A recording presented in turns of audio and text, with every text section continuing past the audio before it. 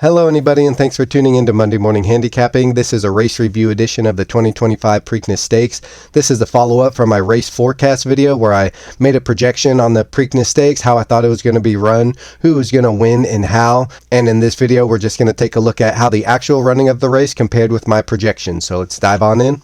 Starting with the agenda, we're going to review the actual race, compare and contrast my projection with the actual running, look back at the horses that didn't finish where I expected, and look for information that may explain their over or under performance to use in the future, and some overall takeaways and or final notes. So here we have the break. Up top we have my projection of who I thought was going to go to the lead.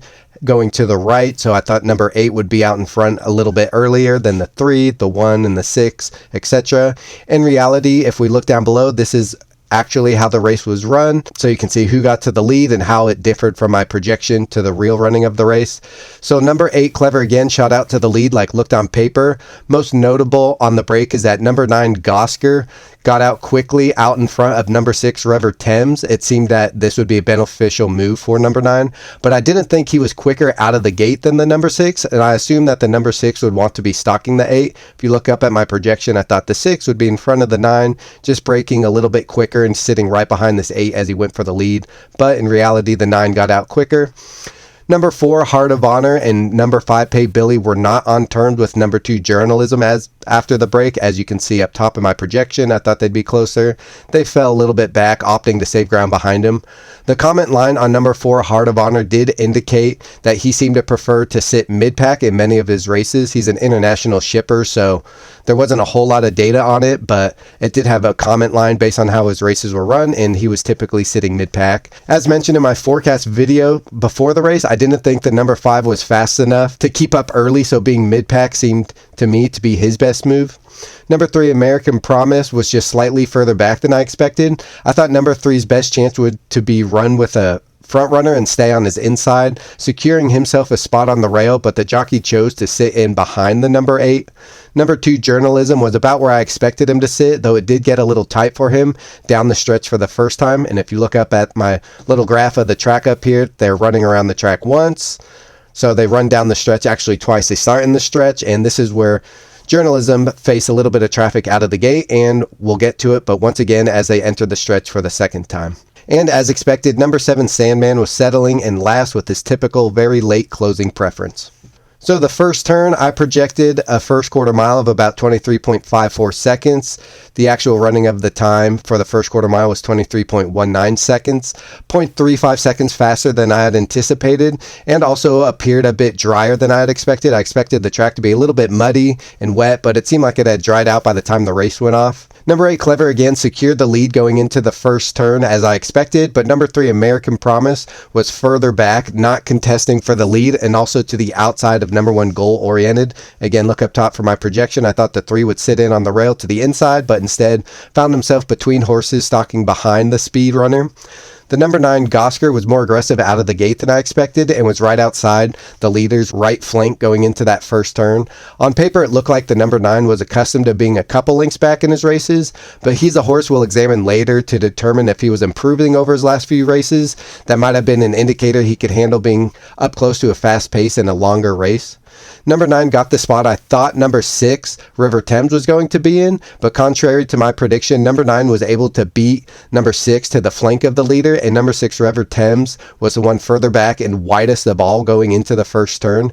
This probably wasn't a good spot for him, considering all the criticism of him not wanting the distance that I've heard so much about. Of course, going wider around turns means you're actually running a further distance, about 1 length horse distance per path out you are. So if you just look at my little diagram, the 6 is running 2 horse lengths further than, say, number 1, who's down on the rail, because the 6 is 2 horse paths out. And if you go around the entire turn that much further out from a horse to your inside, you are running, by rule of thumb, 1 horse length for each path out wider you are than the horse down on the rail. Number 1, Goal Oriented, was about where I predicted, but 4 and 5, being behind the favorite number 2, Journalism, looked to give number 2 a better chance at a cleaner trip around the racetrack, not having to pass as many horses later when he makes his run. Number 7, Sandman, was about where I expected, but no surprise as he typically comes from near last early to make his run later. So down the backstretch, the next quarter mile down the backstretch was running 46.66. I projected 47.14, so the race is going a bit faster than I had anticipated, but only serves number 2, Journalism, more favorably, as it's more likely the horses near the front will grow more fatigued as the race goes on. Now, 0.48 seconds faster may not seem like a lot, but each faster quarter really does add up in the game where photo finishes are in abundance, so don't discount what seems like a trivial amount of time. These small fractions really do add up. So instead of number 3 keeping pressure on number 8, number 9 is sticking right to the hip of the leader and not allowing him to slow it down and thus conserve more of his energy. When you watch the NBC replay of the race, you'll see down the backstretch, it appears for a moment that number 2, Journalism, almost decides to go wide around the horses in front of him, but then reverts back down to the rail as they approach the far turn. Number 6, Rever Thames, is still running widest of all, but also adding to the pace pressure near the front, as number 1, Goal Oriented, and number 2, Journalism, both look like they'll need to find a lane to run through at some point. Journalism's got a wall of horses in front of him, and he opted to not go wide. Number 1, Goal Oriented, is surrounded by horses, so he's going to have to find a seam somewhere. As expected, not much changes positionally at this point, except we can see number 7, Sandman, start to wind up and make his run, passing horses number 4 and 5 as they approach the far turn.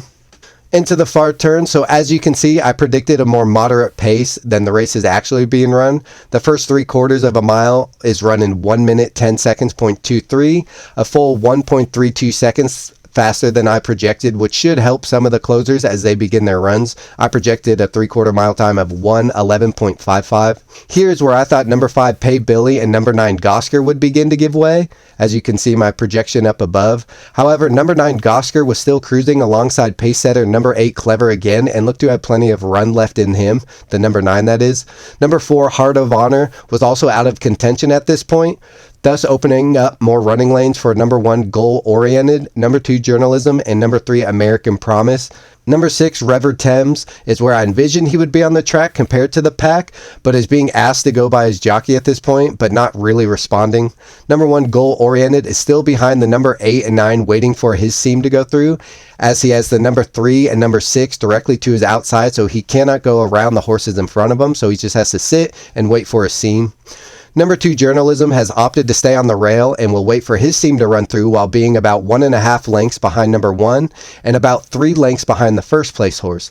As you can see in my reality projection, number 2, Journalism, has a wall of horses in front of him, and again, he thought about going wide in the backstretch but opted to stay down on the rail. Behind all of this, we can see number 7, Sandman, has not been put away yet and looks to be doing his customary late closing run, seemingly on the outside by the time they get to the stretch. Going a half second faster to the 1 mile mark into the stretch than I had originally projected. I projected 136.40 to the mile. It was actually running 135.89. As stated in my forecast video, I was unsure whether or not number 1, Goal Oriented, and number 3, American Promise, would be able to run on at this point. And at this point, it looks like number 3 has begun to fade back and number 1 is still in contention. Also, I'd mentioned, unless number 2, Journalism, finds a seam to open up, he may have to go around horses in order to continue his run to the finish.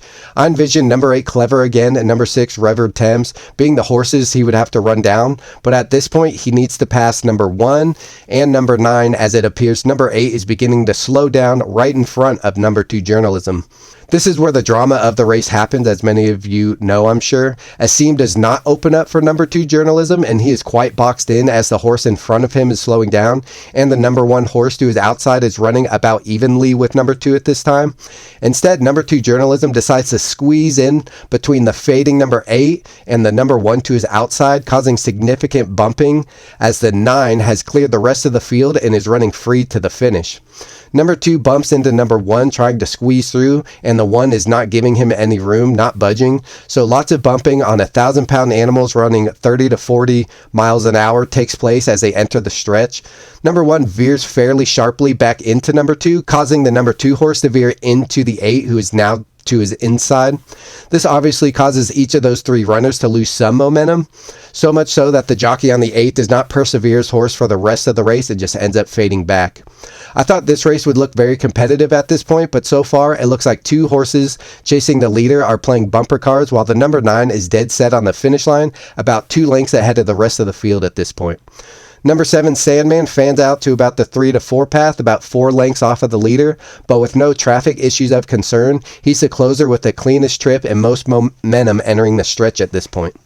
Now, for those who haven't seen this race, this was by far the most exciting race I've ever seen live. It certainly helps when you're rooting for the eventual winning horse, albeit at short odds, but number 2 Journalism just about solidified himself as my favorite racehorse ever with this performance.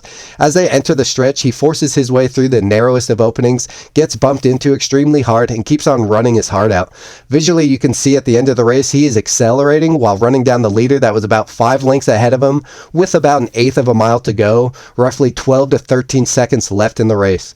I implore anyone who hasn't seen the race to go to YouTube and check out the 2025 Preakness Stakes and keep an eye on number 2 Journalism the entire time. Look at the trouble he endured entering the stretch and how much faster he was going than the horse that was in front of him that he had to run down that had quite a head start entering the final stretch. It was a remarkable recovery. I also saw on Twitter that David Aragona found information that number 2 Journalism's stride was about 25 feet long, whereas number 9 Gosker's stride at the end of the race was 23 feet long. Journalism just showed so much heart and so much fight. I'm truly happy for this horse and his connections. Behind him, number 7 Sandman was able to put in his run and pass the number 1 horse, but unable to get to the number 2 or 9 and had to settle for 3rd place.